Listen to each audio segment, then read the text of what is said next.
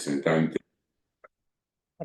No, está todo bien. Hablamos de la economía, está el presidente Manuel Álvarez Ajís, desde el punto de la industria de representación de la mujer, con Carolina Castro, la ministra de las Mujeres de la provincia de Buenos Aires, Estela Díaz, que está aquí presente, desde el punto de vista también de lo social, de lo filosófico, con Daniel Feigenstein, la vicedecana de esta casa, donde estamos llevando adelante esta presentación, Valeria Levy, Lula Levy, que es candidata en la ciudad de Buenos Aires como representante de uno de la Unión Cívica Radical y hasta hace poco fue integrante y formaba parte de la dirección de la Federación Universitaria Argentina, el colega Ari Lijalad y también otro dirigente de Radical, Agustín Rombolá, que en este caso, por ejemplo, va a ser muy interesante porque está llevando adelante la querella por el caso de la criptoestafa. Así que creo que van a estar resumidos en estas exposiciones en una síntesis todo lo que estamos viviendo en la Argentina, desde el ataque a la ciencia, el ataque al periodismo, el ataque a las mujeres, el ataque en general a lo que significa el desarrollo, como dije antes, de la soberanía y la posibilidad de conocer un pensamiento y una forma de encararlo distinto y agruparse, que creo que es lo más importante, generar una unidad y un proyecto para una salida que no sabemos cuándo va a ser, pero puede estar a la vuelta de la esquina.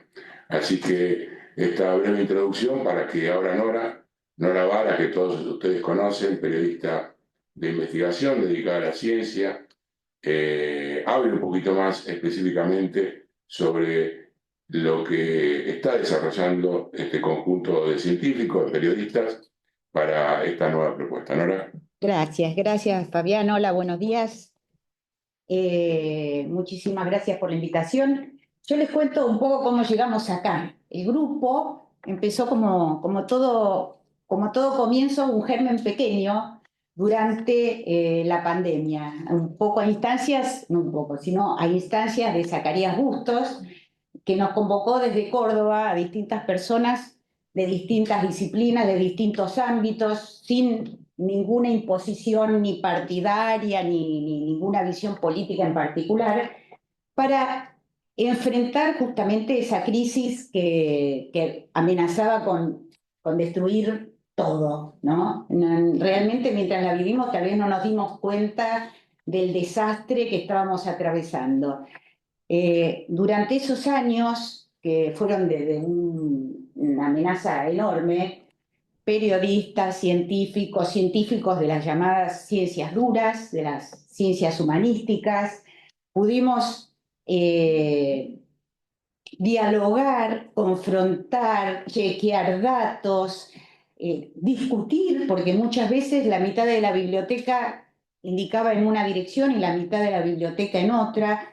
En el caso de los periodistas nos permitió informar de la manera más veraz, más ajustada, poder transmitir exactamente qué se sabía y qué no se sabía, porque a veces la ciencia no sabe, no tiene todavía la respuesta, basados en las mejores evidencias objetivas. Y se fue generando un diálogo tan rico, tan extraordinario, que la pandemia fue avanzando, se fueron incorporando cada vez más personas, como digo, con distintas visiones, con distintas modalidades, con distintas formas de ver y de interpretar los hechos, que el grupo siguió y se nos hizo indispensable porque veíamos que era un espacio de diálogo constructivo en el que nos nucleaba el deseo de un país mejor, de un país solidario, de un país en el que todos y todas tengamos derecho a la educación, a la salud, al conocimiento, a una vida digna. Esa era la premisa. Y después, bueno, se podía enfocar desde distintos puntos de vista. Siguió, fue avanzando y nos encontramos con otro peligro tan o más destructor que la pandemia, que es este nuevo gobierno que amenaza con destruir directamente el país. Y si bien todos estamos muy afectados por lo que está ocurriendo, todos sufrimos la pérdida de valor adquisitivo de nuestros sueldos, todos sufrimos la pérdida de derechos.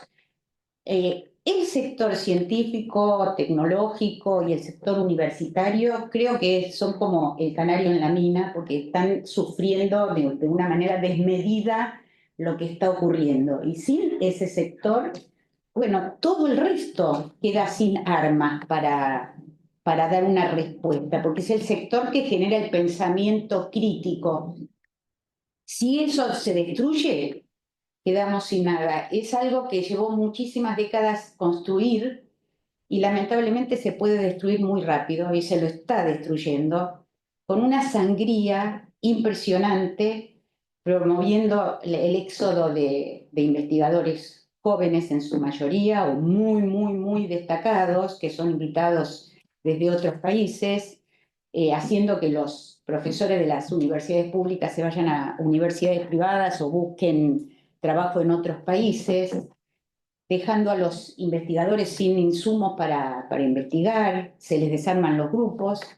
Y bueno, como digo, todo el país lo está sufriendo, pero este sector en particular, el INTA, el INTI, ARSAT, con su proyecto de tercer satélite de comunicaciones a la deriva, todo se está deshaciendo, se está esfumando frente a nuestros ojos, frente a la mirada un poco cínica de los directores del sistema científico que se dedican a hacer negocios financieros cuyo resultado ya muchos pueden prever. Así que ojalá este espacio que se inaugura hoy, que pueda seguir adelante, y la idea es esa, es impulsar este diálogo tan rico. Nosotros lo venimos viendo, nos resulta, por lo menos en mi caso, fundamental para poder interpretar la realidad.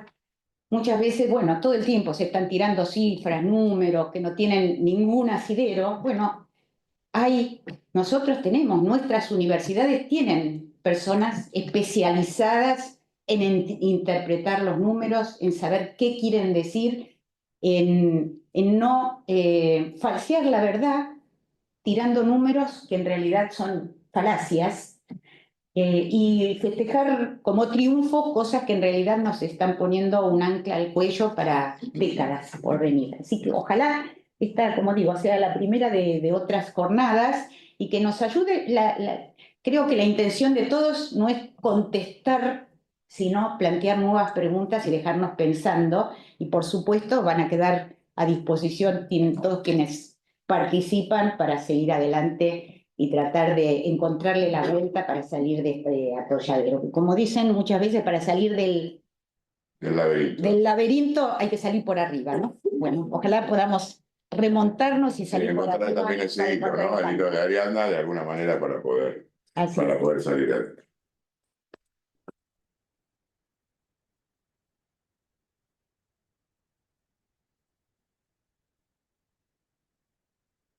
¿Listo? Vale.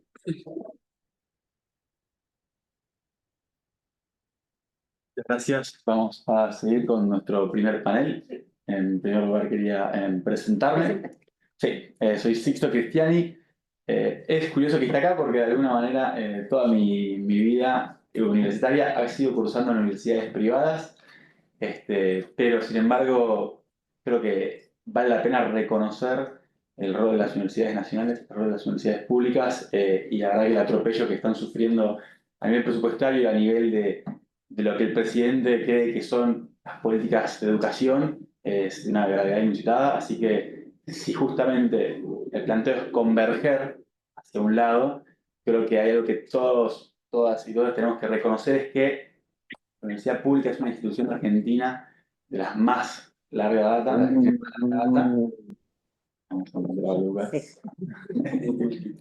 Y esto requiere justamente de que todos. Entonces, el llamado de este panel, ahí la de Lula, es justamente para que discutamos cómo vamos a converger hacia este país en futuro y que a partir de estos acuerdos mínimos que nos llevemos acá, dejando de lado ciertas rispidezes personales, podamos construir esa alternativa. Así que muchas gracias y empezamos a llamar a nuestros queridos y queridas ponentes. Empezamos por Lula Levy, expresidenta de la FUA, candidata a la Ciudad de Buenos Aires. Valeria Levy, ex decana de la UBA. No, vicedecana de Exacta. Exacta, que Sonidista hoy. y sonidista, y muchas gracias por poner, por el hogar que nos has permitido acceder hoy. Después vamos a contar, no sé si más citas, si no vamos a uno. Lula, ¿querés Si quieren empezar a dos y dos. Dale, yo me bajo. Y de paso sumamos a... Un momentito. Así se me bajó. Invitamos a... Si quieren darle con ellas dos. Dale, si no me bajo yo. Cristina Díaz, por favor. Adelante, ministra de Mujeres y Diversidad de la provincia de Buenos Aires.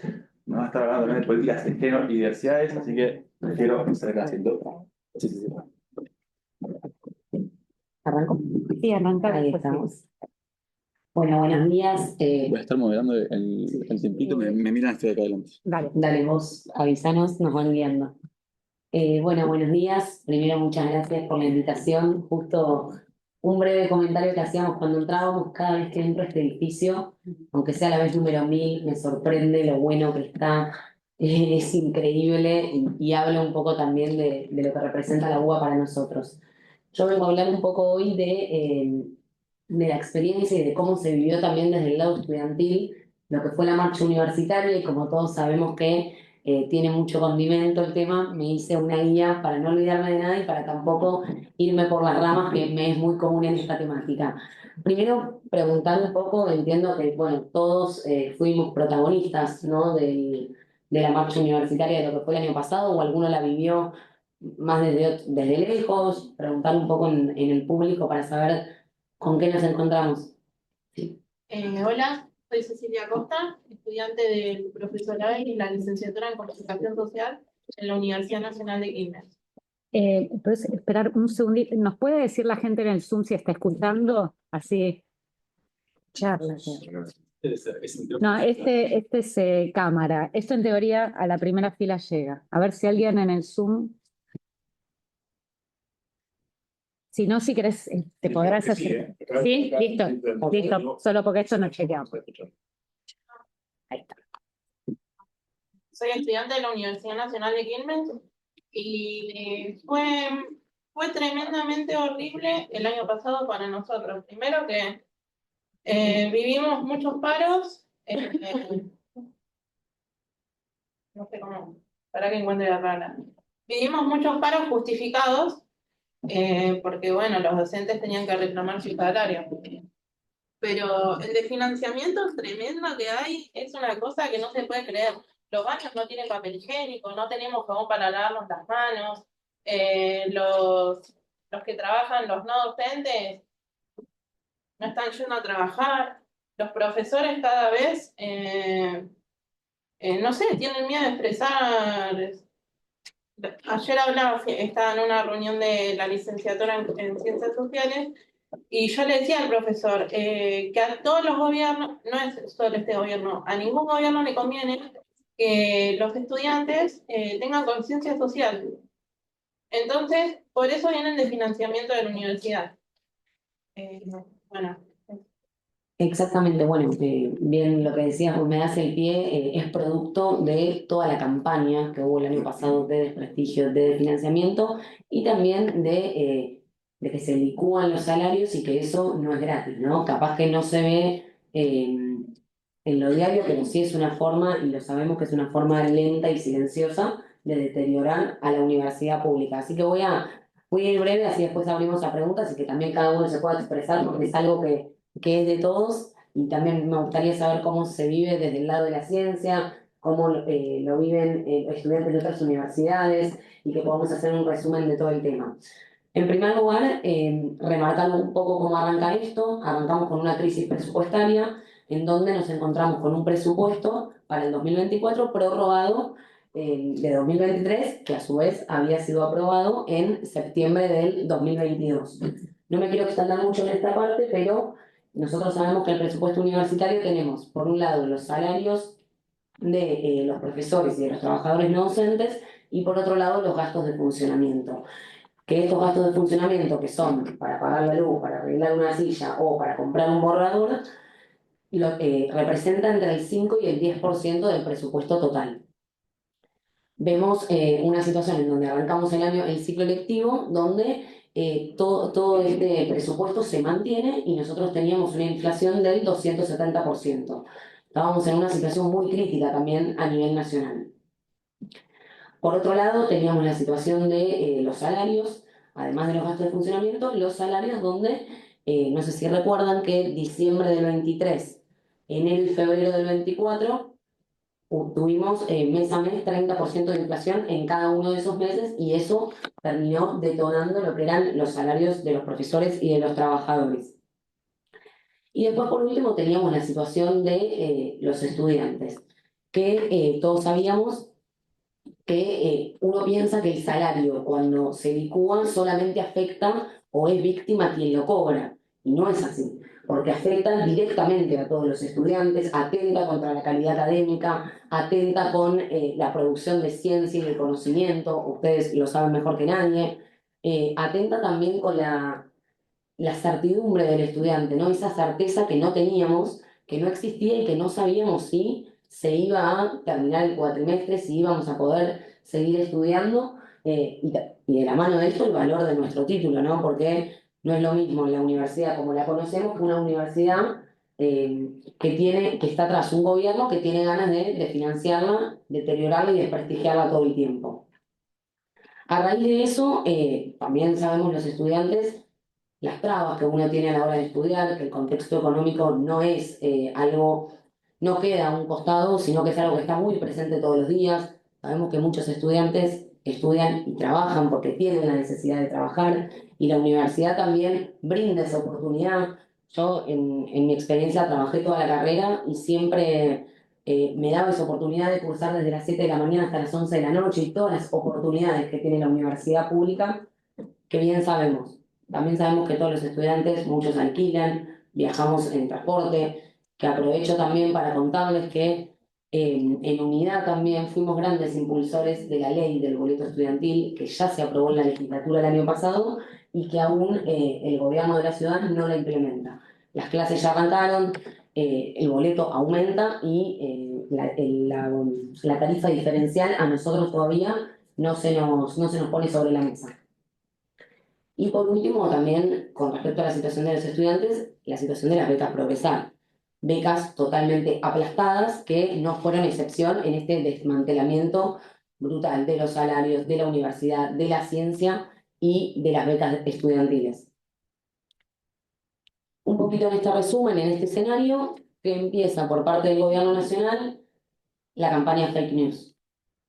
Una campaña de fake news que nos angustiaba mucho, pero que también nos daba muchísima más fuerza a la hora de luchar por la universidad. Cuando decían que éramos un centro de adoctrinamiento, y ayúdenme a recordar, un centro de adoctrinamiento, que éramos estudiantes fantasmas, tengo algunas, porque fueron muchas verdaderamente, que solamente estudiaban acá extranjeros y que regalábamos materias, que regalábamos oportunidades de los argentinos, que los argentinos se quedaban sin un banco porque estaba un estudiante extranjero cuando no es así, que no lo queríamos, dejamos auditar.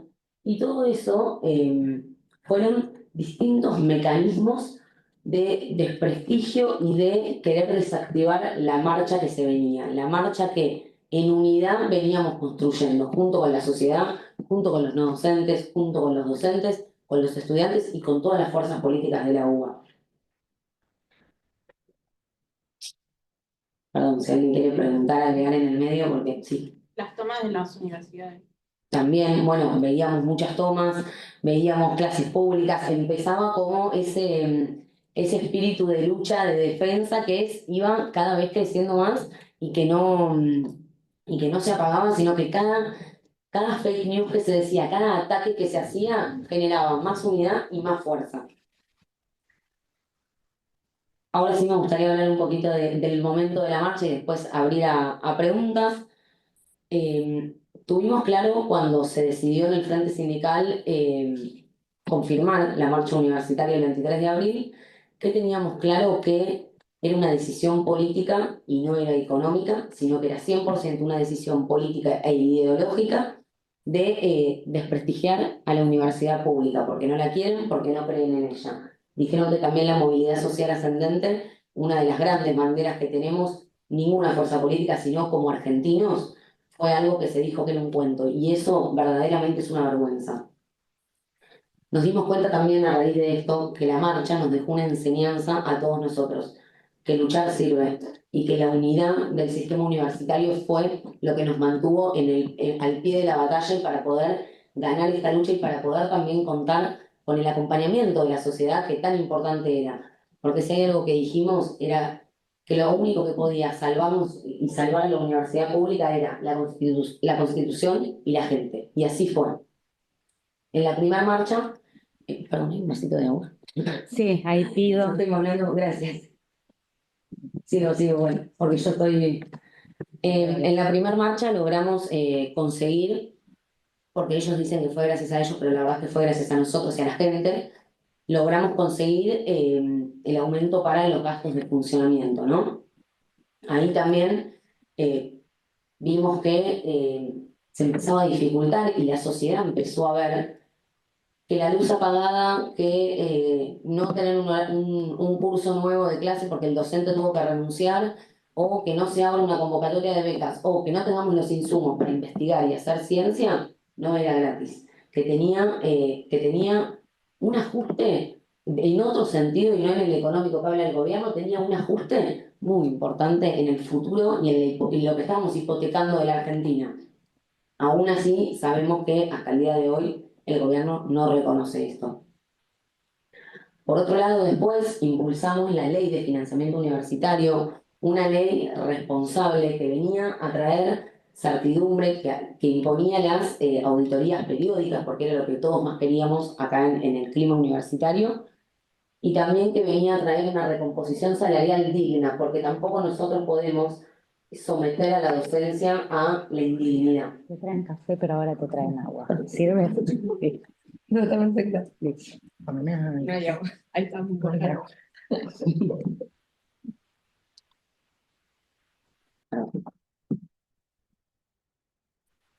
Y ahí vemos, no me quiero perder, vemos también que todos los mecanismos que tuvieron para desprestigiarnos, lo defendimos nosotros y lo defendió la sociedad. Lo que no decíamos nosotros lo decía la sociedad. Y así creo que el valor más grande que tuvimos como universidad, gracias, con el café estoy bien. Bárbaro. El valor más grande que tuvimos como sociedad y como universidad fue la unidad nuestra. Todos sabemos que acá convivimos distintos claustros con distintos intereses y sobre todas las cosas con distintos colores políticos. Y esto, permítanme decirlo desde la militancia universitaria, yo milito, digo, lo saben, vengo de la militancia estudiantil y sabemos que es el claustro, digamos, más vivo, con más pelea, con más lucha.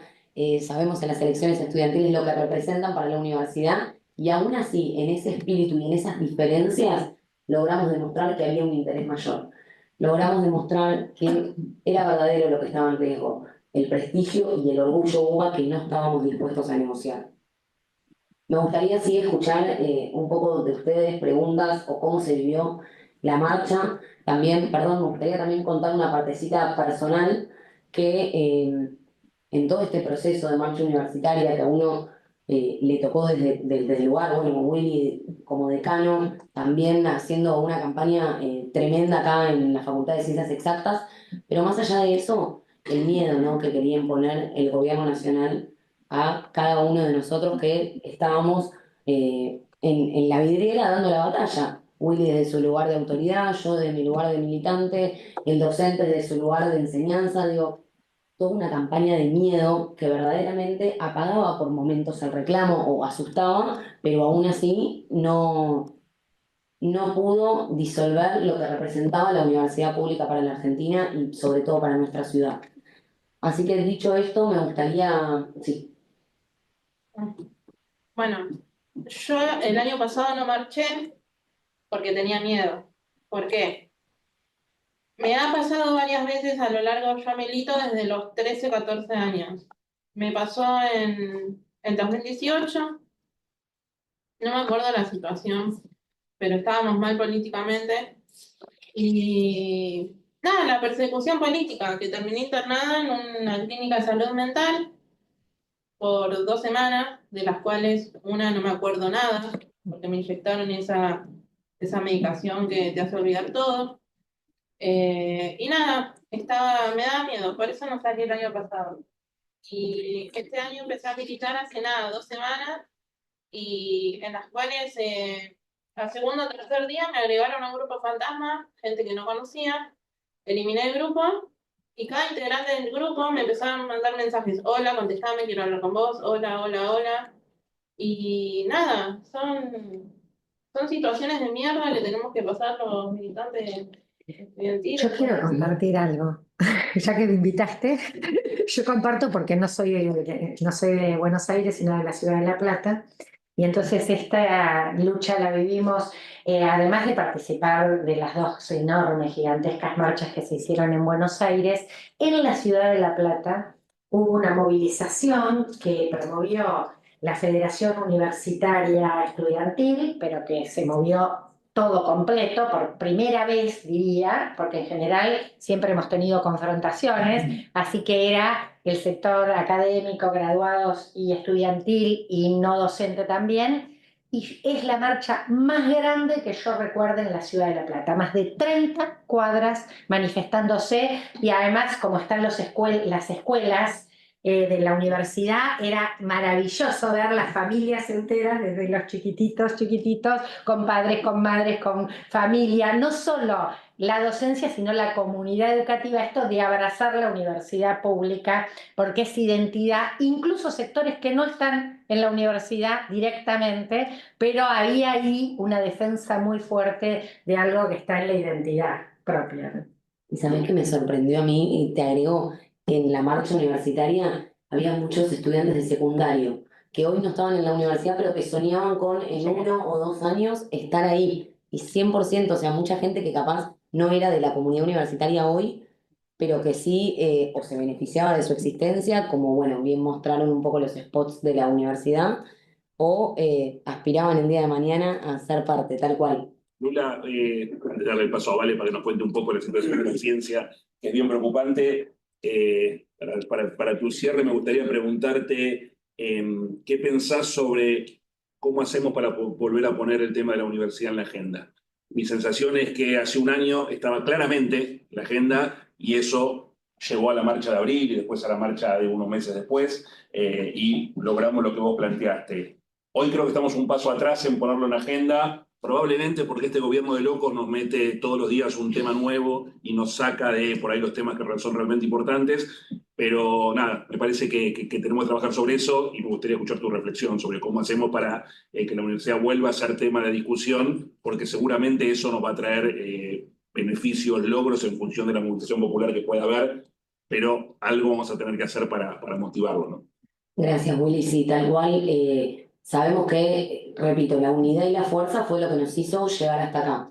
Entonces no hay que perder eso y creo que tenemos que o volver a impulsar una ley de financiamiento que venga a ordenar esta situación, volver a poner en agenda cómo haciendo actividades visibles. O sea, primero impulsando formalmente con el Frente Sindical y todo el sistema universitario nacional una ley de financiamiento universitario. Después entendemos el paro, entendemos el extremo al extremo que nos lleva, pero también creo que es importante que ahí los docentes y los trabajadores no docentes de la universidad puedan hacer actividades de visibilización en conjunto, por otro lado, con los estudiantes, que podamos empezar a expresarnos con libertad, ya voy, perdón, que podamos hacer actividades de visibilización y poder contarle a la gente lo que vivimos acá adentro, porque también lo que vivimos es que muchas veces se habla desde el desconocimiento, y cuando la gente nos conoció, cuando la gente entendió que era un científico, que era un investigador y que no era un chorro como nos querían hacer sentir, o un estudiante fantasma, ahí también fue que contamos con ese acompañamiento. Entonces, por un lado, volver a impulsar una ley de financiamiento universitario. Por otro lado, cada claustro que pueda hacer sus actividades de visibilización y poder contar lo que estamos viviendo acá.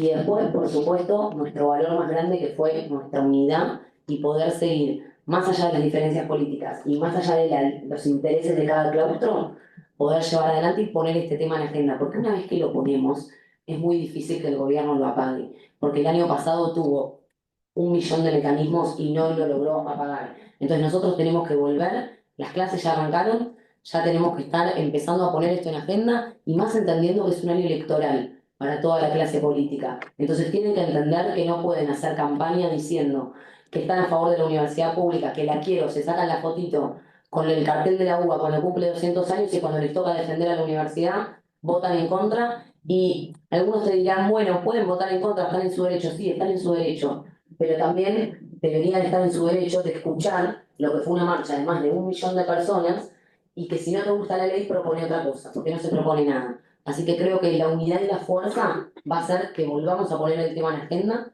con la responsabilidad y el compromiso que tuvimos durante todo el 2024. Gracias.